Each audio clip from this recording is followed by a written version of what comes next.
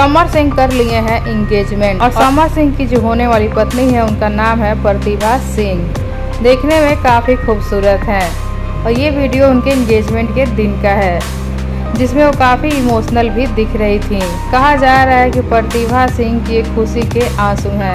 समर सिंह भी बहुत खुश थे। समर सिंह और प्रतिभा एक दूसरे को बहुत पहले से जानते हैं, लेकिन पब्लिक में इनका रिश्ता कोई नहीं जानता था। समर सिंह प्रतिभा सिंह को बहुत ही ज़्यादा प्यार करते हैं और आप सब देख सकते हैं एंगेजमेंट के दिन दोनों ने जयमाल भी किया है। समर सिंह की जो होने वाली पत्नी है वो बहुत खूबसूरत हैं और समर सिंह का कहना है कि उनकी नज़र में दुनिया की सबसे खूबसूरत लड़की है प्रतिभा सिंह और बहुत खुश नसीब है कि प्रतिभा सिर्फ और सिर्फ अब उनकी है। समर सिंह और प्रतिभा सिंह की जोड़ी उनके फैंस को बहुत पसंद आ रहा है। प्रतिभा सिंह कौन है, कहाँ की है, क्या करती हैं, अभी इस बारे में कुछ भी जानकारी नहीं है।